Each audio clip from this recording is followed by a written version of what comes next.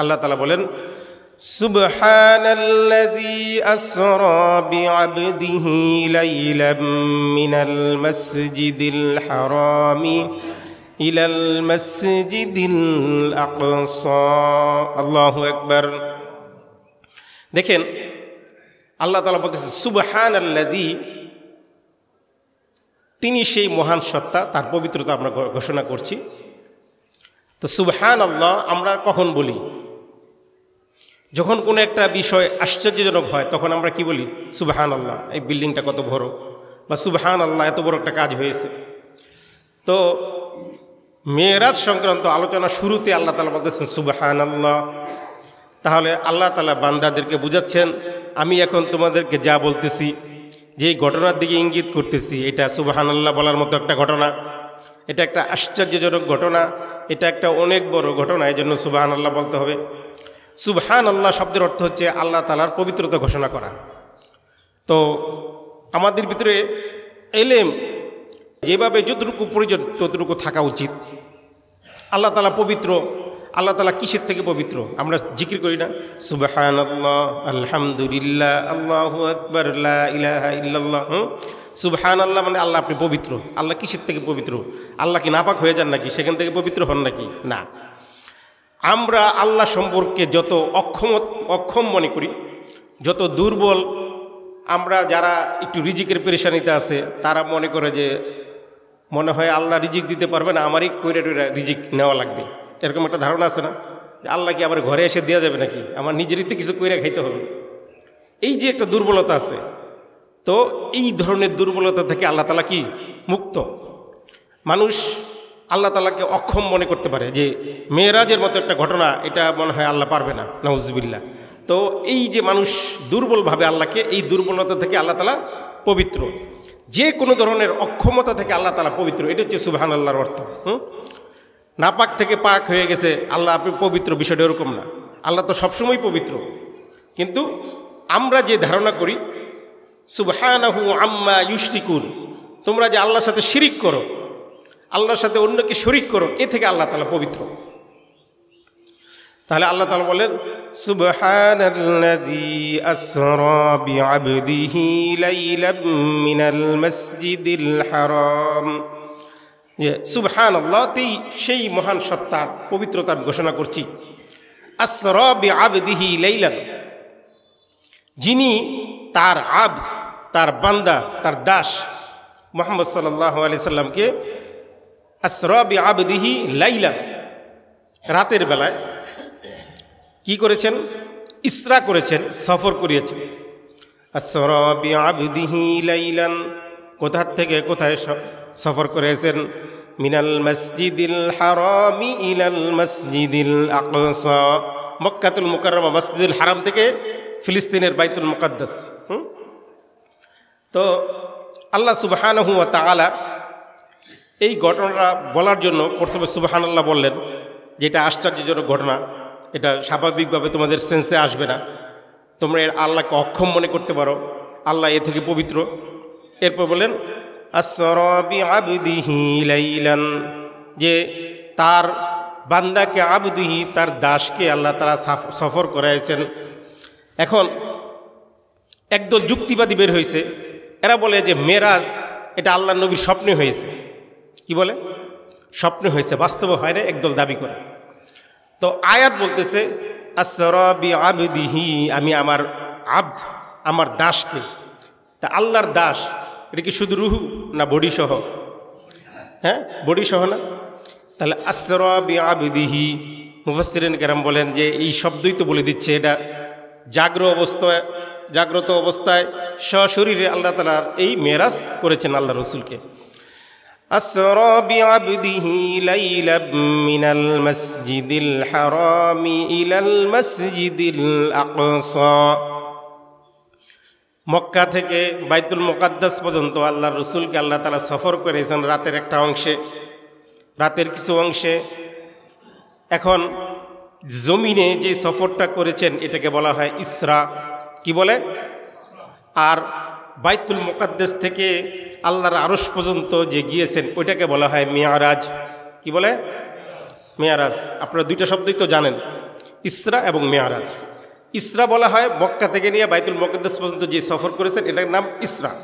এটাই আল্লাহ তাআলা বলেছেন আসরা বিআবদিহি লাইলাম মিনাল মসজিদিল হারামি ইলাল মসজিদিল আকসা। আর বাইতুল মুকাদ্দাসে 2 রাকাত নামাজ পড়িয়ে আল্লাহ রাসূল সাল্লাল্লাহু আলাইহি ওয়াসাল্লাম যে ঊর্ধ্ব গমন শুরু করেছেন সেটাকে বলা হয় মেয়ারাজ। সেটার বর্ণনা আছে সূরা আন-নাজমে, আর ডিটেইলস বর্ণনা এসছে হাদিস শরীফে। তাহলে আমরা সংক্ষেপে এটা জানলাম যে আল্লাহ রাসূল সাল্লাল্লাহু আলাইহি ওয়াসাল্লামের মেয়ারাজ বা ইসরা এটা 2 ভাগে বিভক্ত। জমিনের অংশকে বলা হয় মেয়ারাজ ইসরা, আর জমিন থেকে ঊর্ধ্ব জগতের অংশকে বলা হয় মেয়ারাজ। আচ্ছা, আল্লাহ রাসূল সাল্লাল্লাহু আলাইহি ওয়াসাল্লাম হাতিমে কাবা, যেখানে বর্তমান যে কাবা আছে কাবার বাহিরে আলাদা একটা ঘেরাও দেওয়া আছে, বাউন্ডারি দেওয়া আছে, ওটার ভিতরে এখন আর ঢুকতে নামাজ পড়তে দেয় না। ওইটা মূলত কাবার অংশ ছিল, তো ওটাকে বলা হয় হাতিমে কাবা। সেখানে আল্লাহ রসুল অবস্থান করছেন। তো জিবরাইল আলাইহিস সালাম আসলেন, এসে আল্লাহ রসুল সাল্লাল্লাহু আলাইহি সাল্লামকে শাক্কে সদর, তার বক্ষটাকে বিদীর্ণ করে জমজমের পানি দিয়ে ধৌত করলেন, ইলম এবং হিকমত ভরে দিয়ে এটা পুরাটা আবার লাগাই দিলেন। আল্লাহ রসুল সাল্লাল্লাহু আলাইহি সাল্লাম হাতিমে কাবাতে, অন্য এক বর্ণনা এসছে হযরত উম্মে হানি রাদিয়াল্লাহু তাআলা আনহার ঘরে ছিলেন ঘুমন্ত অবস্থায়, সেখান থেকে মক্কায় নিয়ে এসেছেন। তো আল্লাহ রসুল সাল্লাল্লাহু আলাইহি সাল্লাম মেরাজে বোরাকে চললেন। বোরাক হচ্ছে যে গাধার থেকে একটু বড়, খচ্চরের থেকে একটু ছোট একটা প্রাণী, যেটা সাদা রঙের। আমাদের দেশে আমরা ছোটবেলা দেখছি যে বিভিন্ন ক্যালেন্ডারের ভিতরে একটা বোরাকের ছবি থাকতো, যে একটা ঘোড়া, ঘোড়ার 2 পাশে 2টা পাখা আছে, আর ঘোড়ার চেহারাটা হচ্ছে একটা মহিলার চেহারা। দেখেন নাই আপনারা? দেখছেন? কে কে দেখছেন? দেখি দেখছেন? এগুলো তো মানুষ মানে নিজের কল্পনায় কত কিছু বানায়। হ্যাঁ, ঘোড়া সাদা ছিল, 2টা পাখা ছিল, সবই ঠিক আছে, কিন্তু চেহারাটা মহিলা ছিল না। ঠিক আছে? তো এটা বানাইছে এই ক্যালেন্ডার, আমাদের দেশে বানায়, ছোটোবেলা আমরাও দেখছি এগুলো। তো কথা হচ্ছে এই বোরাককে আল্লাহ তাআলা এতটা শক্তি দিয়েছেন, এক কদমে, এক লাফে যে দৃষ্টিসীমার বাহিরে পর্যন্ত যেতে পারে। মানে মানে আমরা যতটুকু দেখতে পাই সে তো আরও বেশি দেখত। তো সে একবার চোখে দেখতে যতটুকু দূরে দেখতে পায়, এক লাফে ততটুকু যেতে পারতো। সুবহানাল্লাহি ওয়া বিহামদিহি। এটা হচ্ছে বোরাকের বৈশিষ্ট্য। এর মাধ্যমে আল্লাহ রাসূল সাল্লাল্লাহু আলাইহি ওয়াসাল্লাম বাইতুল মুকাদ্দাস গেলেন, যে সেখানে জিবরাইল আলাইহিস সালাম একটা পাথরকে খোদাই করে দিলেন, ওইখানে বোরাককে বাঁধলেন। বাঁধার পরে অন্য নবীরা এসছেন, সকল নবীদের সাথে সেখানে আল্লাহ রাসূল সাল্লাল্লাহু আলাইহি ওয়াসাল্লাম ইমামুল মুরসালিন, ইমাম হয়ে 2 রাকাত নামাজ আদায় করলেন। 2 রাকাত নামাজ আদায় করার পরে আল্লাহ রাসূল সাল্লাল্লাহু আলাইহি ওয়াসাল্লামকে জিবরাইল আলাইহিস সালাম 2 গ্লাস শরবত নিয়ে আসছেন একটা পাত্রে। একটার ভিতরে ছিল দুধ, আরেকটার ভিতরে ছিল মদ, শরাব। তো আল্লাহ রাসূল সাল্লাল্লাহু আলাইহি ওয়াসাল্লাম দুধের গ্লাসটা নিলেন এবং পান করলেন। তো হযরত জিবরাইল আলাইহিস সালাম বললেন যে আপনি যদি মদের গ্লাসটা নিতেন তাহলে আপনার উম্মত সব বিভ্রান্ত হয়ে যেত, পথভ্রষ্ট হয়ে যেত। আপনি ফিতরাত, যেটা মানুষের স্বভাবজাত যেটা, সেটা আপনি গ্রহণ করেছেন। সুবহানাল্লাহি ওয়া বিহামদিহি। তো আল্লামা মাহমুদ আলুসি রহমতুল্লাহি আলাই তার বিখ্যাত তাফসিরে রুহুল মাআনিতে রাসূল সাল্লাল্লাহু আলাইহি ওয়াসাল্লামের এই মেরাজ, ইসরা এবং মেরাজের 5 রকম বাহন ব্যবহার করেছেন, এটা উল্লেখ করেছেন। প্রথমে ছিল যে বাইতুল মুকাদ্দাস পর্যন্ত গেছেন বোরাকে, এরপরে বাইতুল মুকাদ্দাস থেকে 2 রাকাত নামাজ পড়ে প্রথম আকাশ পর্যন্ত গেলেন, হচ্ছে এটার নাম হচ্ছে জিনাতুন বা সিঁড়ি। একটা সিঁড়ি আসছে, এই সিঁড়িতে উঠে আল্লাহ রাসূল এসকেলেটরের মতো আর কি, ঠিক আছে, আধুনিক জামানায় তো সহজ হয়েছে বোঝানো, এসকেলেটরের মতো সিঁড়ি। এই সিঁড়িতে আল্লাহ রাসূল সাল্লাল্লাহু আলাইহি ওয়াসাল্লাম উঠছেন আর প্রথম আকাশ পর্যন্ত গেছেন। এরপরে প্রথম আকাশ থেকে নিয়ে সপ্তম আকাশ পর্যন্ত গেছেন জানাহা মালাইকা, ফেরেশতাদের পাখায় ভর করে গেছেন। সপ্তম আকাশ থেকে সিদরাতুল মুনতাহা পর্যন্ত এটা গেছেন জানাহা জিবরাইল, জিবরাইল আলাইহিস সালামের পাখার উপরে ভর করে। জিবরাইল আলাইহিস সালামকে আল্লাহ রাসূল সাল্লাল্লাহু আলাইহি ওয়াসাল্লাম ওইখানে নিজের আকৃতিতে দেখছেন। এটা ওয়ালাকাদ রাআহু নাজলাতান উখরা, যে সেখানে আরেকবার দেখছেন আল্লাহ রসুল জিবরাইল আলাইহিস সালামকে তার নিজস্ব আকৃতিতে দেখছেন। এরপর সপ্তম আকাশে যখন সিদরাতুল মুনতাহা পর্যন্ত গেলেন, যাওয়ার পরে সিদরাতুল মুনতাহা জিবরাইল আলাইহিস সালামের অবস্থান শেষ। এরপরে আসলো রফরফ। রফরফ হচ্ছে একটা গদির মতো, সবুজ গদি, এই গদির মতো রফরফ। এই রফরফে চড়ে আল্লাহ রসুল সাল্লাল্লাহু আলাইহি ওয়াসাল্লাম বাকি অংশটুকু গেছেন কোন পর্যন্ত? বলছে ফাকানা ক্বাবা কাউসাইনি আও আদনা, যে আল্লাহ তাআলার আরশের নিকটবর্তী হয়ে গেছেন, একদম নিকট। কতটুকু নিকটবর্তী হয়েছে? সুম্মা দানা ফাতাদাল্লা ফাকানা ক্বাবা কাউসাইনি আও আদনা, অর্থাৎ একটা ধনুক যদি এভাবে গোল করা হয় তা যতটুকু দূরত্ব সৃষ্টি করে এতটুকু দূরত্বে আল্লাহ রসুল সাল্লাল্লাহু আলাইহি ওয়াসাল্লাম অবস্থান করছেন।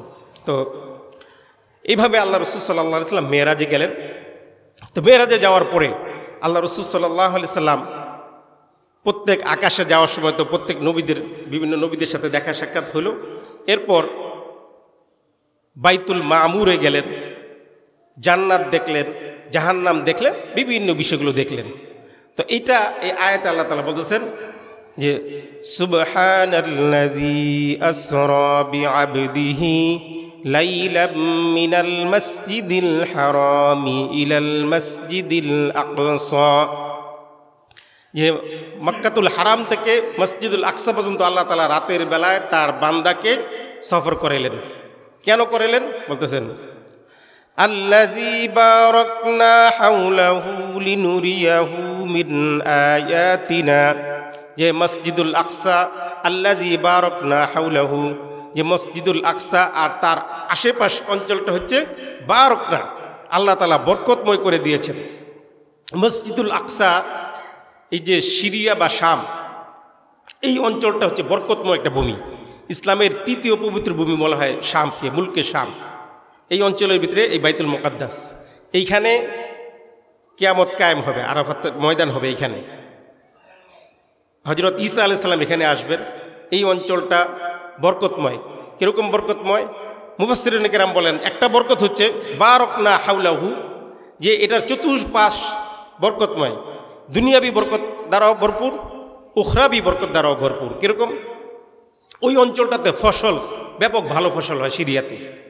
একদম প্রাচীন কাল থেকে দেখবেন যে হযরত মুআবিয়া রাদিয়াল্লাহু তাআলা আনহু ওই অঞ্চলের গভর্নর ছিলেন, শাসক ছিলেন। সেখান থেকে বাণিজ্য কাফেলা মক্কায় আসতো যেত। প্রাচীন কাল থেকে সিরিয়াতে ফসল ভালো হয়। সেখানে আঙ্গুর, আপেল, আরও বিভিন্ন ধরনের আঙ্গুর, বেদানা, আরও বিভিন্ন ধরনের ফসল হয়। খেজুর তো আছেই। তো বারাকনা হাওলাহু, এটা হচ্ছে তার দুনিয়াবি ফসল। ওইখানে অন্যান্য ফসল দেন, জাইতুন হয়। আর কি আখরাবি কি বরকত? অসংখ্য নবীদের পদচারণা হয়েছে এটার আশেপাশে, এই বাইতুল মুকাদ্দাসের আশেপাশে। হযরত ইব্রাহিম আলাইহিস সালামের রওজা সেখানে আছে, অসংখ্য নবীর রওজা সেখানে আছে, এবং অন্যান্য নবীরা পদচারণা করছেন, বড় হয়েছেন, লালিত পালিত হয়েছেন, সব ঘটনা ওই কেন্দ্রিক, অসংখ্য নবী। তো আল্লাহ তাআলা বলেন বারাকনা হাওলাহু, যে বাইতুল মুকাদ্দাসের আশেপাশ এটা হচ্ছে আপনার জন্য বরকতময়। আর লিনুরিয়াহু মিন আয়াতিনা ইন্নাহু হুয়াস সামিউল বাসীর, যে আল্লাহ রসুলকে আল্লাহ তাআলা এই মেরাজে কেন নিলেন? বললেন যে লিনুরিয়াহু মিন আয়াতিনা, যে আমার যে আয়াতগুলো আছে, আমার যে বড় বড় নিদর্শনগুলো আছে, এগুলো আমি মুহাম্মদ সাল্লাল্লাহু আলাইহি ওয়াসাল্লামকে দেখানোর জন্য আমি নিয়ে গেলাম। দেখুন আল্লাহ রসুল সাল্লাল্লাহু আলাইহি ওয়াসাল্লাম আমুল হুজুন, হিজরতের 1 বছর পূর্বে, যে আল্লাহ রসুল সাল্লাল্লাহু আলাইহি ওয়াসাল্লামের স্ত্রী আম্মাজান খাদিজা রাদিয়াল্লাহু তাআলা আনহা ইন্তেকাল করলেন। এরপরে রসুল সাল্লাল্লাহু আলাইহি ওয়াসাল্লামকে মক্কায় শেল্টার দিয়ে রাখতেন, সব সময় তার পিছনে তাকে দেখাশোনা করে রাখতেন রসুল সাল্লাল্লাহু আলাইহি ওয়াসাল্লামের চাচা আবু তালিব, যার নেতৃত্বের কারণে, যার প্রভাবের কারণে, যার রাজনৈতিক প্রজ্ঞার কারণে আরবের লোকেরা রসুল সাল্লাল্লাহু আলাইহি ওয়াসাল্লামকে একটা ফুলের টোকা দেওয়ার সাহস করতো না। তো চাচা আবু তালিব ইন্তেকাল করলেন। আল্লাহ রসুল সাল্লাল্লাহু আলাইহি ওয়াসাল্লামের স্ত্রী আম্মাজান খাদিজা রাদিয়াল্লাহু তাআলা আনহা ইন্তেকাল করলেন। এরপরে আল্লাহ রসুল সাল্লাল্লাহু আলাইহি ওয়াসাল্লাম তায়েফে গেলেন দাওয়াত দেওয়ার জন্য। তো তায়েফে যখন দাওয়াত দিতে গেলেন, সেখানে 10 দিন, কোনো বর্ণনায় 40 দিন, 10 দিন দাওয়াত দেওয়ার পরে তায়েফের লোকেরা আল্লাহ রসুলকে রক্তাক্ত করে দিল। সেখান থেকে আল্লাহ রসুল সাল্লাল্লাহু আলাইহি ওয়াসাল্লাম মানুষকে দাওয়াত দিয়ে ভালো মতো আসতে পারেননি। তো মক্কার লোকেরা আল্লাহ রসুলকে ঠাট্টা বিদ্রুপ করে বলতে লাগলো যে তোমার মান সম্মান কোথায়, তুমি তো তোমার তাইফে গেলা, সেখানেও তো তুমি মার খেয়ে আসলা। যে তাইফের লোকেরা আল্লাহ রসুলকে এইভাবে রক্তাক্ত করেছে যে তার গায়ের থেকে রক্ত পড়েছে এবং তার পায়ে রক্ত পড়ে জুতা আটকে গেছে। শেষ বয়সে আল্লাহ রসুল সাল্লাল্লাহু আলাইহি সাল্লাম এর পিঠে যখন আম্মাজান আয়েশা রাদিয়াল্লাহু তাআলা আনহা দেখলেন যে গুটি বসন্তের মতো পিঠে দাগ, তখন আম্মাজান আয়েশা জিজ্ঞেস করলেন, ইয়া রাসূলুল্লাহ, আপনার কি ছোট বয়সে বসন্ত হয়েছিল, গুটি বসন্ত হয়েছিল? তখন আল্লাহ রসুল সাল্লাল্লাহু আলাইহি সাল্লাম বললেন যে আয়েশা, আমার নবীদের গায়ে তো একটা মাছি বসাও হারাম, নবীদের গায়ে একটা মাছি বসাও হারাম, আর আমাদের গায়ে গুটি বসন্ত কিভাবে হবে? এটা হচ্ছে তাইফের ময়দানে যখন তারা তাদের বাচ্চাদেরকে লেলিয়ে দিয়েছিল, বাচ্চারা যে পাথরগুলো মেরেছিল, এই পাথরের আঘাত এর চিহ্ন এখনও পর্যন্ত রয়েছে। তো আল্লাহ রসুল সাল্লাল্লাহু আলাইহি সাল্লাম এরকম একটা মানে আমুল হুজুন এমন একটা সময়ে ছিলেন যে আল্লাহ রসুল সাল্লাল্লাহু আলাইহি সাল্লাম মনে দুঃখ এবং কষ্টে জর্জরিত।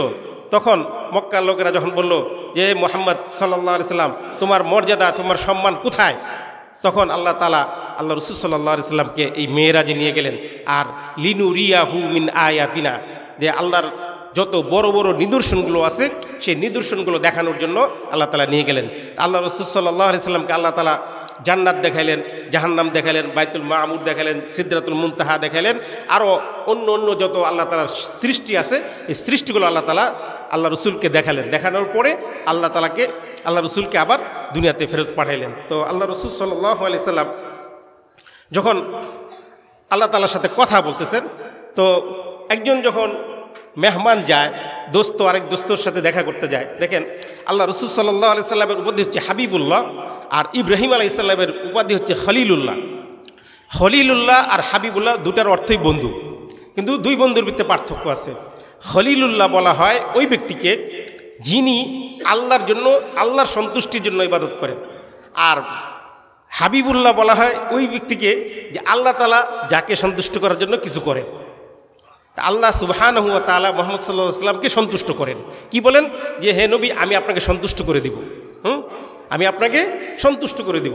তো আল্লাহ সুবহানাহু ওয়া তাআলা তার প্রিয় নবী মুহাম্মদ সাল্লাল্লাহু আলাইহি ওয়াসাল্লামকে মেরাজে নিলেন এবং লিনুরিয়াহু মিন আয়াতিনা, তার নিদর্শনগুলো দেখালেন। জান্নাত দেখলেন, জাহান্নাম দেখলেন। জাহান্নামে গিয়ে আল্লাহ রাসূল সাল্লাল্লাহু আলাইহি ওয়াসাল্লাম কতগুলো শাস্তি দেখলেন, যে শাস্তিগুলো প্রায় 8টা-10টা শাস্তি দেখলেন। যে এই সুদখোরের শাস্তি দেখলেন, তারপর বেনামাজির শাস্তি দেখলেন, জেনাকারীর শাস্তি দেখলেন, এভাবে কয়েক রকমের শাস্তি দেখলেন যে যারা এই সমস্ত অপরাধগুলো করে সেই অপরাধের শাস্তিগুলো কি, সেগুলো আল্লাহ রসুল সাল্লাল্লাহু আলাইহি ওয়াসাল্লাম দেখলেন। তো আজকে সংক্ষিপ্ত সময় ওইগুলো আলোচনা করলাম না। তো আল্লাহ রসুল সাল্লাল্লাহু আলাইহি ওয়াসাল্লাম আল্লাহ তাআলার কাছে যখন আল্লাহ তাআলা সাক্ষাৎ লাভ করলেন, তখন আল্লাহ তাআলার কাছে বললেন, আত-তাহিয়াতু লিল্লাহি ওয়াস-সালাওয়াতু ওয়াত-তাইয়্যিবাত। যে আল্লাহ তাআলা যখন মানুষ একজন বন্ধুর সাথে দেখা করতে যায়, তখন তো সালাম দেয় বা কোনো একটা কিছু উপহার নিয়ে আসে। তা আল্লাহ রাসূল সাল্লাল্লাহু আলাইহি সাল্লাম বললেন যে আত-তাহিয়াতু লিল্লাহি ওয়াস-সালাওয়াতু ওয়াত-তাইয়্যিবাত, যে যাবতীয় প্রশংসা, যাবতীয় অভিবাদন, যাবতীয় প্রশংসা লিল্লাহি ওয়াস-সালাওয়াতু ওয়াত-তাইয়্যিবাত, আপনার জন্য। তখন আল্লাহ তাআলা বলেন, আসসালামু আলাইকা আইয়ুহান নাবিয়্যু। আল্লাহ তাআলা রাসূল সাল্লাল্লাহু আলাইহি সাল্লামকে সালাম দিয়ে বললেন, আসসালামু আলাইকা আইয়ুহান নাবিয়্যু ওয়া রাহমাতুল্লাহি ওয়া বারাকাতুহু। যখন আল্লাহ রাসূল সাল্লাল্লাহু আলাইহি সাল্লামকে সালাম দিলেন, তখন আল্লাহ রাসূল বললেন, আসসালামু আলাইনা ওয়া আলা ইবাদিল্লাহিস সালিহিন। তো যে আল্লাহ, আপনি তো আমাকে সালাম দিলেন, আমি এই সালামটা আমার উম্মতের মাঝে ভাগ করে নিলাম। আল্লাহ রাসূল সাল্লাল্লাহু আলাইহি সাল্লাম তো সবসময় উম্মতেরই কাণ্ডারি ছিলেন, যেখানে যান উম্মতকে তো আর ভুলে যান না। আমরা তো কোথাও বেশি মজমাস্তি হইলে নিজের পরিবারই ভুলে যাই, হ্যাঁ, নিজের মানে আল্লাহ রসুল তো ভুলে যাওয়া যায়, নিজের পরিবার, বাপ মা ভাই বোনও ভুলে যায়, এরকম অবস্থা। তো আল্লাহ রসুল সাল্লাল্লাহু আলাইহি সাল্লাম যেখানেই থাকেন, যেখানেই যান, উম্মতকে ভুলেন না। তা আল্লাহ রসুল সাল্লাল্লাহু আলাইহি সাল্লাম বলেন, আসসালামু আলাইনা ওয়া আলা ইবাদিল্লাহিস সালিহিন, আশহাদু আল্লা ইলাহা ইল্লাল্লাহু ওয়া আশহাদু আন্না মুহাম্মাদান আবদুহু ওয়া রাসূলুহু। তো এখন কথা হচ্ছে, আল্লাহ রসুল সাল্লাল্লাহু আলাইহি সাল্লাম যখন আল্লাহ তাআলা দিদারে গেলেন, আল্লাহ তাআলার সাক্ষাৎ করলেন এবং আল্লাহ তাআলার কাছ থেকে 3টা জিনিস নিয়ে আসলেন। এই মেরাজের রজনীতে, মেরাজের রাতে আল্লাহ রসুল সাল্লাল্লাহু আলাইহি সাল্লাম 3টা জিনিস নিয়ে আসলেন। কি নিয়ে আসলেন? যে আত সালাতুল খামস, 5 ওয়াক্ত নামাজ নিয়ে আসলেন। এটা আপনারা সকলেই জানেন, আমরা প্রায় প্রতি বছরই আলোচনা করি যে প্রথমে আল্লাহ রসুল সাল্লাল্লাহু আলাইহি সাল্লামকে আল্লাহ তাআলা 50 ওয়াক্ত নামাজ দিয়েছিলেন। তো হযরত মুসা আলাইহিস সালামের সাথে দেখা হলো। হযরত মুসা আলাইহিস সালাম বললেন যে আপনি আল্লাহর কাছে যান যে একটু কমায় নিয়ে আসেন, কারণ আমার উম্মত বনি ইসরাইল তারা 3 ওয়াক্ত নামাজ ছিল সেটাই পড়তো না, আর আপনার উম্মত 50 ওয়াক্ত নামাজ পড়তে পারবে না। এইভাবে যাওয়া আসা করতে করতে একবার যান আর 5 ওয়াক্ত করে কমায় দেন, কমাইতে কমাইতে সর্বশেষ 45 ওয়াক্ত কমানো শেষ। এরপরে আল্লাহ সুবহানাহু ওয়া তাআলা আল্লাহ রাসূল সাল্লাল্লাহু আলাইহি সাল্লামকে সূরাতুল বাকারার শেষ যে 2 আয়াত, সেই 2 আয়াত দিলেন, ওয়া আখিরু খাওয়াতিম সূরাতুল বাকারা। আর আরেকটা ঘোষণা দিয়ে দিলেন যে লিমান লাম ইশরিক বিল্লাহ, আপনার উম্মতের ভিতরে যারা আল্লাহর সাথে শিরিক করবে না তাদেরকে আল্লাহ তাআলা ক্ষমা করে দিবেন মিন উম্মতিহি। এই 2টা ঘোষণা আল্লাহ রাসূল সাল্লাল্লাহু আলাইহি সাল্লামকে আল্লাহ তাআলা দিলেন। এই 3টা কথা বলা আছে মুসলিম শরীফ হাদিস নম্বর 328। তো আল্লাহ রাসূল সাল্লাল্লাহু আলাইহি সাল্লাম আল্লাহ তাআলার কাছ থেকে চলে আসছেন। আসার সময় আল্লাহ তাআলা মুহাম্মদ সাল্লাল্লাহু আলাইহি সাল্লামকে ডাক দিলেন, ডাক দিয়ে বললেন সুম্মা নুদিয়া ইয়া মুহাম্মদ। আল্লাহ রসুলকে আল্লাহ তাআলা ডাক দিলেন, ডাক দিয়ে বললেন হে মুহাম্মদ সাল্লাল্লাহু আলাইহি সাল্লাম, ইন্নাহু লা ইউবাদদালুল কওলু লাদাইয়া। হ্যাঁ, আপনি জেনে রাখুন আপনার রবের কথা কোনো চেঞ্জ হয় না। মা ইউবাদদালুল কওলু লাদাইয়া ওয়া মা আনা বিযাল্লামিল লিল আবিদ। যে সুম্মা নুদিয়া, আল্লাহ রাসূল সাল্লাল্লাহু আলাইহি সাল্লামকে আল্লাহ তাআলা ডাক দিলেন, কি বলেন? ইয়া মুহাম্মদ, হে মুহাম্মদ সাল্লাল্লাহু আলাইহি সাল্লাম, ইন্নাহু লা ইউবাদদালুল কওলু লাদাইয়া। আমি যেহেতু আপনাকে 50 ওয়াক্ত নামাজ দিয়েছি, কিন্তু আমি তো কমাইতে কমাইতে 45 ওয়াক্ত কমাইয়া 5 ওয়াক্ত দিলাম, কিন্তু আমি যে সওয়াব নির্ধারণ করেছি এই সওয়াবের কোনো কমতি হবে না। বলেন সুবহানাল্লাহ। তাহলে ওয়া ইন্না লাকা বিহাদাল খামসি খামসিন। আল্লাহ রাসূলকে আল্লাহ তাআলা জানাই দিলেন যে আপনার উম্মত নামাজ পড়বে 5 ওয়াক্ত আর সওয়াব পাবে কয় ওয়াক্ত? 50 ওয়াক্ত। আল্লাহ তাআলা বলেন মান জাআ বিল হাসানাতি ফালাহু আশরু আমসালিহা। যে ব্যক্তি একটা কল্যাণকর কাজ করবে আল্লাহ তাআলা তার 10 গুণ বাড়ায় দিবেন। কত গুণ? 10 গুণ। তা আল্লাহ রসুলকে আল্লাহ তাআলা বলে দিলেন, জানাই দিলেন যে মা ইউবাদদালুল কওলু লাদাইয়া, আপনার রবের কথার কোনো নড়চড় হয় না। আপনার উম্মত পড়বে 5 ওয়াক্ত, সওয়াব পাবে 50 ওয়াক্ত। এটা হচ্ছে তিরমিজি শরীফের হাদিস নম্বর 213। এরপর আল্লাহ রাসূল সাল্লাল্লাহু আলাইহি সাল্লাম নেমে আসলেন এবং আবার মুসা আলাইহিস সালামের সাথে দেখা হলো। তো মুসা আলাইহিস সালাম আবার বললেন যে আপনি 5 ওয়াক্তও পারবেন আপনার উম্মত। তখন আল্লাহ রাসূল সাল্লাল্লাহু আলাইহি সাল্লাম বললেন যে না, আমার লজ্জা লাগে বারবার যাইতে। হ্যাঁ, 50 ওয়াক্ত করে কমাইতে কমাইতে আমি 45 ওয়াক্ত বাদ করে 5 ওয়াক্ত নিয়ে আসছি, এরপরে আমি কমাবো। আমি মানে বারবার যাইতে আমার লজ্জা বোধ করতেছি যে না। তো আল্লাহ রাসূল সাল্লাল্লাহু আলাইহি সাল্লাম আমাদের জন্য 5 ওয়াক্ত নামাজ নিয়ে আসলেন। আর কি নিয়ে আসলেন? ওয়া আ'তা খাওয়াতিমি সূরাতুল বাকারা, সূরাতুল বাকারার শেষ আয়াতগুলো নিয়ে আসলেন। যে এই আয়াতের ফজিলত অত্যন্ত ফজিলত, সূরাতুল বাকারা এই শেষ 2 আয়াত। এরপরে আরেকটা ঘোষণা নিয়ে আসলেন, সেটা হচ্ছে যে আপনার উম্মতের ভিতরে যারা শিরক মুক্তভাবে ইন্তেকাল করবে, শিরক মুক্ত ইবাদত করবে, শিরক মুক্তভাবে লাইফ লিড করে যদি সে ইন্তেকাল করে তাহলে সে মাপ পেয়ে যাবে আল্লাহ তাআলা। দেখেন আল্লাহ তাআলা বলতেছেন যে মান কানা ইয়ারজু লিকা রাব্বিহি ফালইয়ামাল আমালান সালিহা ওয়ালা ইউশরিক বিইবাদাতি রাব্বিহি আহাদা। যে ব্যক্তি তার রবের সাথে সাক্ষাৎ করতে চায়, মান কানা ইয়ারজু লিকা রাব্বিহি, যে ব্যক্তি আশা করে যে তার রবের সাথে সে সাক্ষাৎ করবে। রবের সাথে সাক্ষাৎ কোথায় হবে? জান্নাতে। রবের সাথে সাক্ষাৎ কোথায় হবে? জান্নাতে। তো মান কানা ইয়ারজু লিকা রাব্বিহি, যে ব্যক্তি চায় তার রবের সাথে সাক্ষাৎ করবে, ফালইয়ামাল আমালান সালিহা, সে যেন নেক আমলগুলো করতে থাকে। আর ওয়ালা ইউশরিক বিইবাদাতি রাব্বিহি আহাদা, আর তার রবের সাথে যেন কাউকে শরীক না করে। তাহলে বান্দা যদি উম্মতে মুহাম্মদী যদি আল্লাহর সাথে কাউকে শরীক না করে তাহলে আল্লাহ তাআলা তাদেরকে ক্ষমা করে দিবেন। এই ঘোষণা আল্লাহ রাসূলকে আল্লাহ তাআলা দিয়ে দিলেন। সুতরাং সম্মানিত হাজিরিন, আমাদের মূল কাজ হচ্ছে শিরক মুক্তভাবে ইবাদত করা। আল্লাহ তাআলা বলতেছেন লাইন আশরাকতা লা ইয়াহবাতান্না আমালুক, যদি তোমরা শিরিক করো তাহলে তোমাদের আমলগুলো বাতিল হয়ে যাবে। সুতরাং আমল কষ্ট করে আমল করে বাতিল করে দেওয়ার তোমাদের কোনো ফায়দা নাই। সুতরাং শিরক মুক্তভাবে আমরা ইবাদত করব। আর এই লাইলাতুল মিরাজের যে মূল শিক্ষা সেটা হচ্ছে নামাজ আদায় করা। যেই নামাজ আল্লাহ রাসূল সাল্লাল্লাহু আলাইহি সাল্লাম নিয়ে আসলেন, যে সালাত খামসা সালাওয়াতিন ফি কুল্লি ইয়াউমিন ওয়া লাইলা, 5 ওয়াক্ত নামাজ আল্লাহ রাসূল সাল্লাল্লাহু আলাইহি সাল্লাম দিনে এবং রাতে আমাদের জন্য নিয়ে আসলেন। এই 5 ওয়াক্ত নামাজ আদায় করা। আমরা মেরাজের অলৌকিক এই ঘটনাগুলো শুনলাম আর খুব ভালো লাগলো, খুব আশ্চর্য লাগলো, কিন্তু নামাজ পড়লাম না, তাহলে তো মেয়েরাজের আলোচনা আমাদের কোনো লাভ হচ্ছে না। আমাদের লাভ হবে তখনই যখন আমরা মেয়েরাজের আলোচনা শুনবো এবং সেটার উপর আমল করব। আমাদের দেশে আমরা 27শে রজব 26শে রজব দিবাগত রাত্রে আমরা লাইলাতুল মেরাজ হিসাবে পালন করি। তো আজকাল অনেকে বলতে চান যে 26শে রজব দিবাগত রাত্রে এটা তো মেরাজের সঠিক তারিখ নয়, সঠিক তারিখ তো কেউ জানে না। আসলে এই সমস্ত দিবসগুলোর যেহেতু তৎকালীন সময়ে ঐতিহাসিকরা ছিল না, ঐতিহাসিকরা পরবর্তীতে এসছে, যতটুকু এলেম আছে যার নিকট তার ভিত্তি করে অনেক ইনফরমেশনের কারণে এগুলো মতবিরোধ থাকে যে রজব মাসে হয়েছে কিনা এটা নিয়েও মতবিরোধ আছে। সুতরাং মতবিরোধের দিকে যাওয়া দরকার। অধিকাংশদের মতে, জমহুরের মতে রজব মাসে আল্লাহ রাসূল সাল্লাল্লাহু আলাইহি ওয়াসাল্লাম মেরাজ করেছেন এবং প্রায় 80% আলেমের মতেই হচ্ছে যে রজব মাসের এই 26 তারিখে হচ্ছে লাইলাতুল মেরাজ বা মেরাজ সংঘটিত হয়েছিল।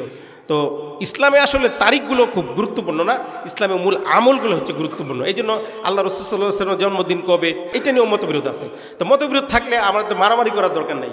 আমাদের কথা হচ্ছে আল্লাহ রাসূলের জন্মের মাধ্যমে আমাদের যে শিক্ষা, আমাদের যে করণীয় সেটা করতে হবে।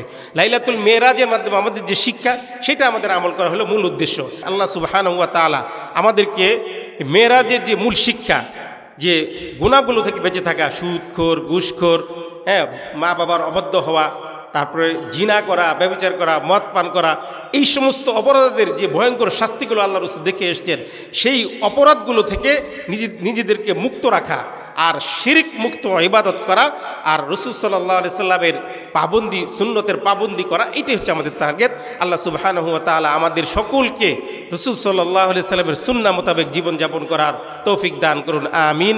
হাযা মা ইনদি ওয়াল ইলমু ইনদাল্লাহ। আসসালামু আলাইকুম ওয়া রাহমাতুল্লাহি ওয়া বারাকাতুহু।